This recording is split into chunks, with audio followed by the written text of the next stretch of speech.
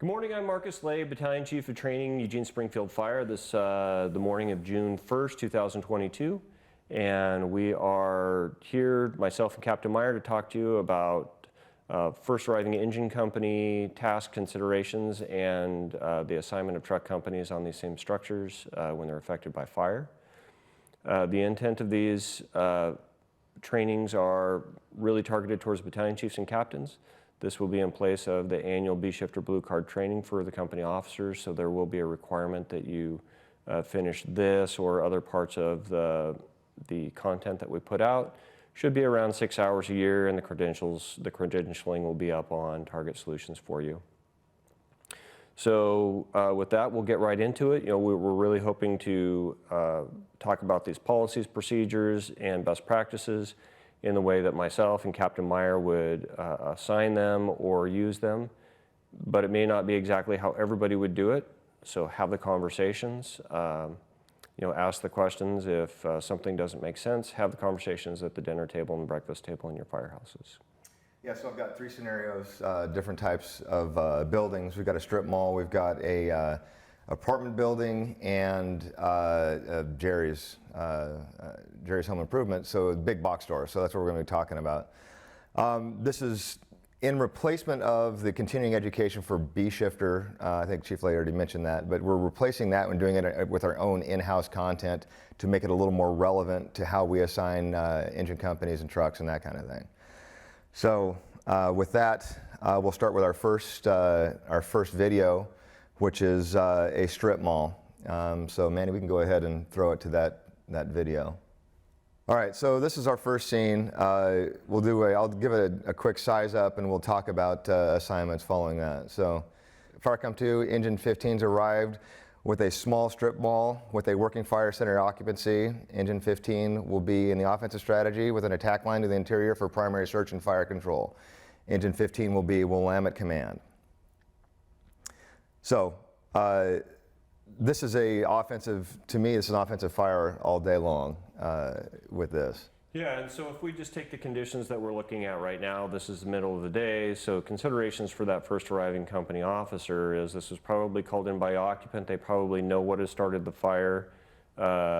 People, even if this was the middle of the night, we wouldn't expect there to be necessarily a life hazard inside this because we don't normally see late hour occupancy on a strip mall. Everybody, I can't think of a first due area that doesn't have a strip mall in their area. So the first in company officer needs to realize that this is obviously going to be crowded. We're going to have a lot of onlookers. Your strip malls are always in a busy area of your first due. It's usually adjacent to larger grocery stores or department stores of some sort in a larger parking lot with restaurants. So access is going to be challenging. You're going to have obstacles like parked cars, just like you see here. And people trying to leave, and you're going to be stacked. This particular parking lot is pretty typical because you're going to be jammed up right next to that building, likely. So staging is going to be important with this. People are going to be trying to leave, and you're going to be trapping people in possibly with your water supply. Right, and that's was my next point, as I was on my mind as you said it, is as soon as you call for your water supply, that engine company that's providing the water supply should try and think about which hydrant, because usually in a large parking lot like this, you're going to have 5 or 6 or maybe 7 options for a water supply. Correct. So your consideration should be to find the one that's closest to the occupancy and blocks the least amount of access and egress. So try not to lay a water supply that is the main exit going out onto Willamette Street. Try and grab one somewhere that's maybe on the sidewalk. You may have to hand jack it. So that should be the consideration for the first due company officer. Obviously, the first due engine company is taking a line to the alpha side of this, and then we run into things like, is the company officer, is it legitimate or a good expectation that they're going to be able to do a 360 on this occupancy? No. Right. I don't think so. The exception would be if it was an end occupancy, either on the Bravo end or the Delta end. Right. They could do a look around real quick and see 3 sides of the structure, see what's going on in the back, see if they have fire behavior already exhibiting itself out the back door. And we'll get a look at the back of this structure here pretty soon. So Todd, you said something earlier I want to go back to, that Blue Card talks about this, that on a commercial occupancy during the day, life hazard is low, meaning everyone is awake and everyone is aware, so they're able to get out. Unlikely they're going to be super impaired in the middle of the day. So we're not super concerned with evacuation. These buildings are going to be basically self-evacuated by the time we get there. Yes, and so just for your edification, there's a hydrant that's literally on the street right there in front of this black car right there, right on there. So it's super simple. There's also one off the other street that's going to be facing north. There's another one on the whatever street that is facing there. So water's not a problem with this for sure. So we're going to, in a minute, we're going to go to the other side and take a look at the Charlie side of this. But before we do that, let's talk a little bit about building construction, fire behavior, and kind of the history of like this type of structure, a strip mall. Of course, strip malls, they're something that's been around for a long time, but you know, in the 50s or 60s, they weren't really constructed like what we see now. They were small shops that were built one after the other, not always at the same time, but they shared an adjoining wall, but usually there was a full weight-bearing fire block wall between each structure. Right. So it really made them an exposure, but they didn't necessarily have a common space. In the mid-'80s, you know, we started seeing a lot more urban sprawl and these strip malls going up like what you see in this picture here, and they were purpose-built with multiple occupancies that were interchangeable. You could move, you know, an Ashley's Deli out and put a gun store in there, move them out, put a pet store in there. Right. And so, these are a fairly common fire for us.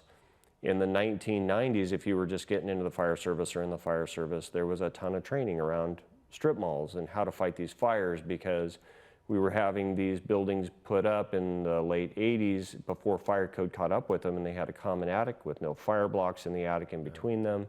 They did, and they still do, have a false ceiling. You're seeing more and more of these strip malls where they don't even put a ceiling in them anymore. You just see the exposed studs. Right. You'll see, which is good in a lot of ways because it doesn't give us a hidden space. And along with that, they have fire sprinklers that protect those structural members. Right. This is web truss, right? This construction, this is block, so it's not a poured in place like the old ones were typically poured in place, kind of monolithic pours. But this is a block construction. It's going to be web truss, and it looks like to me there's no fire break in this one. This is going to be just all common attic. I'm looking at this. I can't tell from this picture if it's common attic or not. Yeah, and so I don't know that we have a photo of the roof of this building here, but you know, a lot of times we would see maybe a pony or a knee wall sticking up above that parapet in between what look like the structures, and that would signify a weight-bearing wall potentially, but also a fire block that extends through that attic. This building probably does not have fire blocks in it because of the age, and just having lived here and known when that building was one of our first strip malls that went up. You'll also see these strip malls as concrete tilt-ups. Yeah. And so that's another thing that we have to consider. If like that center occupancy, we don't, you know, it's a late at night, we get a late report on the fire, we get there, it's fully involved, we're not able to get a handle on that, and we start working on those exposures, we can start seeing those concrete tilt-ups sagging. So it's important for the battalion chief to consider putting the 2nd or 3rd battalion chief on a wall line, watching that back wall, or it will be the back wall, where those concrete tilt-ups are starting to be pulled in or pulled out, and that would be a time when we would move crews potentially all the way out and go to a more defensive mode. Are those things fastened together with metal, so like steel strapping, so the tilt-ups come together, are they connected together with steel? Yeah, I mean, it's really just a tab. It's a tab, right. And usually a lot of them will just have 1 or 2 tabs on them. It's usually like a 4-inch or a 6-inch by a 10-inch plate. It'll be bolted through, but if we have enough fire behavior, enough fire load, depending on what the occupancy was there, those will fail. Sure. Or could fail quickly. And there's no specific protections in place on those plates. Like there's not a fire protection that needs to be sprayed over it. It's not required to have a sprinkler within 2 or 3 feet of it or anything like that to protect that. So just a consideration for Talk that. about the parapet on these. The parapet, the overhang here, if there's fire insult behind it, the weight of that parapet, this is obviously not enough fire, looking at this, not enough fire activity to really be worried about that, but that is a consideration. If you get defensive conditions or an extended amount of fire insult on that building, that can actually collapse, cut off hose line, cut off exit, that kind of thing. So that's a consideration for these as well. Yeah, and this one here, just for everybody's refresher, that parapet is that piece of this exterior ceiling that hangs out over the sidewalk in front of the front doors. This one here, I would bet is a continuous web truss that comes all the way from the back of the building clear through to the front of that parapet, which is more safe than a lot of parapets. Some parapets are just a facade that's an afterthought that is built on the front. I would feel more comfortable, but that's again, if you're a safety officer, battalion chief, company officer in charge of RIT, somewhere that's more stationary, watching what's going on. We should be watching the parapets for sagging, for fire behavior in the parapet, also the signs that are hung on there, because those signs will release and come down and be a fall hazard and a danger. So. Okay, we've killed this thing so far. Let's go to the, do a look at the backside. You ready to look at the backside? Yeah. And this will kind of talk about, so this is a very typical Charlie side of a strip mall. You got your utilities out there. You've got steel doors that are going to be difficult to get open. I mean, they're not as easy as a residential door. Outward swinging steel case door with a very low flex on the sills on the side. So that's going to be so that's a typical side. In this show, I got a little smoke coming out of that occupancy to show that there's a decent amount of fire inside there. Alleyway access, that kind of thing. Yeah. So. Why don't we move around back to the front real quick now that we've taken a look at this, and why don't you go over kind of what that secondary size up or strategy statement would look like looking at this building where your fire is. Okay, so FireCom 2 from command, partial 360 complete. We've got smoke showing from the Charlie side of the structure. Engine 15 will be alpha side accountability. So then, my first assignment to my firefighter would have already been 1 3/4 inch, stretch it to that occupancy, the fire occupancy there, and we're going to go in there and find that seat of that fire and put it out as we're obviously waiting for it to out. And then the second assignment, a second in engine company, would be I would have them check for extension on the long side of the structure. So it's the Delta, we'll talk about nomenclature here, assign them to the Delta 1 exposure to check for extension. Basically pull the ceiling and look inside of there to see if there's any intrusion into that side, into that attic. It's just gonna be false ceiling, it's gonna be easy to get to, it's not gonna cause a lot of damage to poke a hole in there and to see if there's any smoke or fire in that occupancy. So we're gonna have a forcible entry issue. These storefronts are modular, and it is something that an engine company can defeat with their irons. Remember that it's glass all around, so if you can't defeat the mechanics of the door, to take the glass and then open it from the inside, or take the glass and start fighting the fire exterior while you have a truck company come in and assist you. Take the door too. I mean, I think that's obvious, but take the door because that's easier to replace. It's literally just a part that may be available. Right. So, but what I'm saying is, what I don't want companies doing here is taking the glass somewhere and then making entry through a reduced size hole. Right. I want that the fire, in my opinion. If you can't get the door and you have to take the glass and start fighting the fire exterior, do it until you can get the door open, because the operations on a fire like this should not happen through a reduced size entrance and exit or ingress and egress hole, because that puts us to a higher risk of something happening. If something does happen, getting our crews out of there safely, it's just a bad idea. Sure. So. At this point in time, typically the battalion chief's going to be showing up, and I'm going to arrive. I'm immediately going to get myself positioned, and the first things I'm looking at is obviously my fire condition, where my units are located, and whether or not I have a water source. And each battalion chief will kind of process those things a little bit differently, but just so you know, that's kind of what I'm looking at. Where is everybody? What are they doing? And do I have water? Now, engine 15 may have said, we have our own water source, or they may have assigned somebody to hand jack a hydrant from the sidewalk, which is 50 feet away. If not, I'm going to roll up on scene as soon as I get myself situated in a spot where the truck can block me from being able to see the fire. I will connect with command C1 on scene. As soon as they acknowledge me, I'm just going to let them know. I understand that you are in the offensive strategy. You are making a fire attack through the alpha side, center occupancy, that you have not been able to complete a 360, and the next due engine company has been assigned to the Bravo side exposure with an inch and 3/4. Is that correct? Engine 15 is going to correct anything that I may have missed there. And then, which is we got the Delta. you took the. I said the Delta side, the long side. So. Okay, yeah, the long side. So, which makes sense. And I don't know if Captain Meyer said that when he made that assignment specifically, but the Delta side is the long side, so that's the side of the exposure you would assign to first, because that's your highest risk of loss.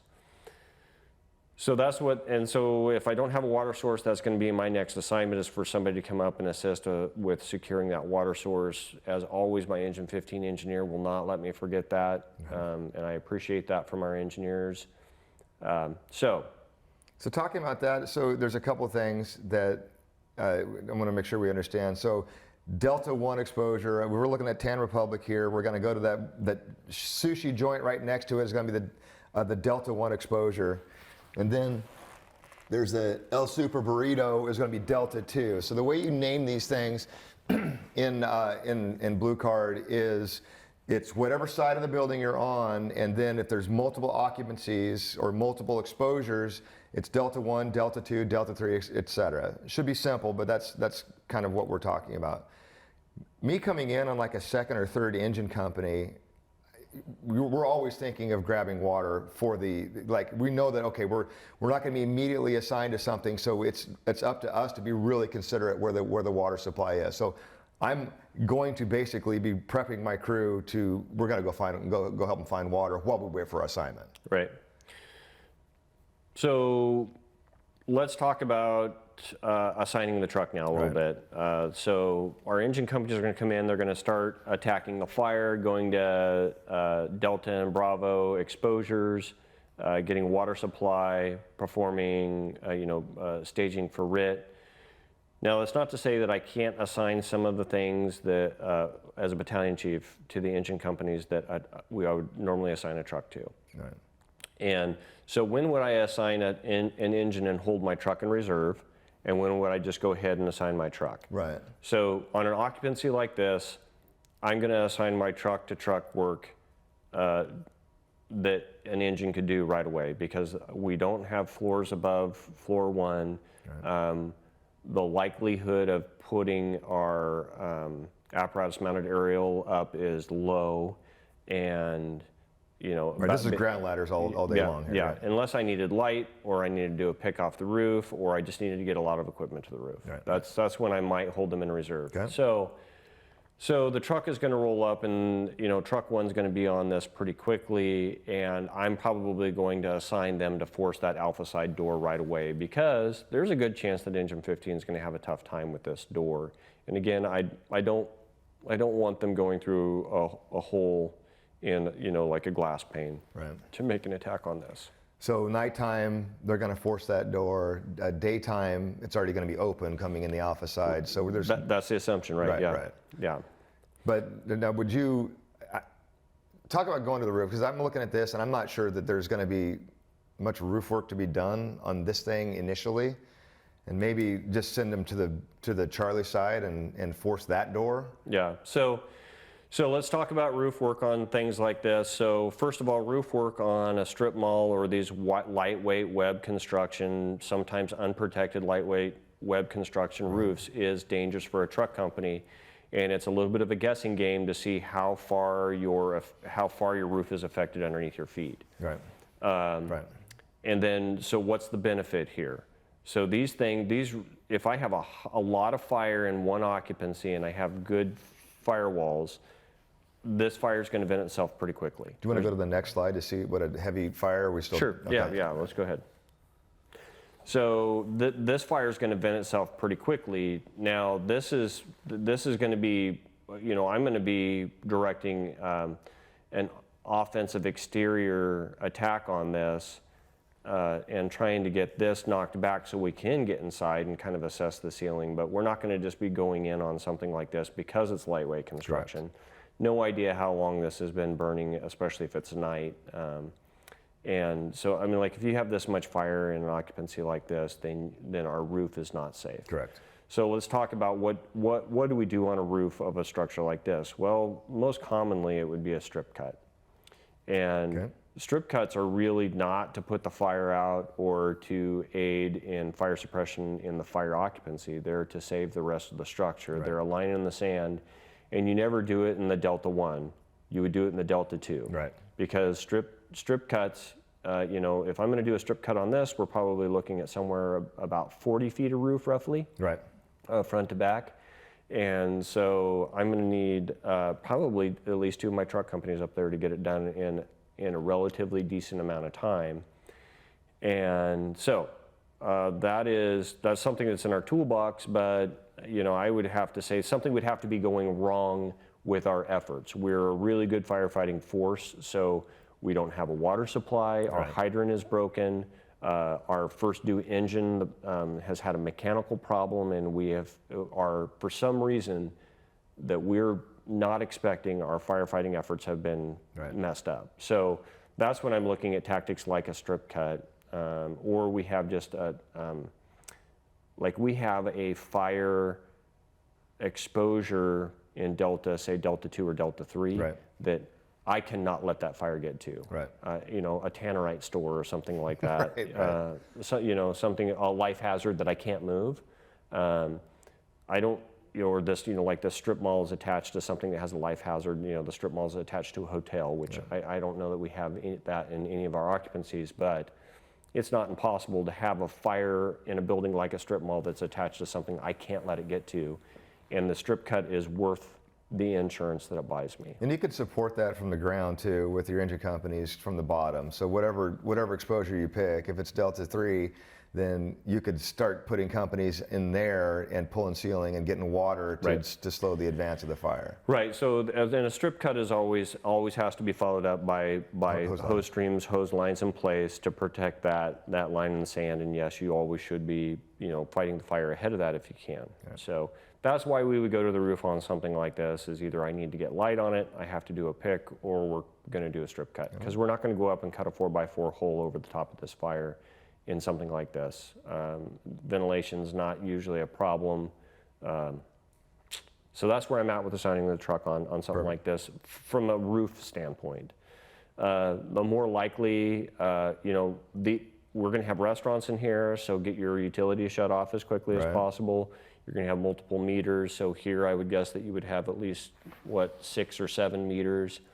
And you're going to have gas probably to all of these, because these are just because there's a tanning bed, a tanning salon here right now.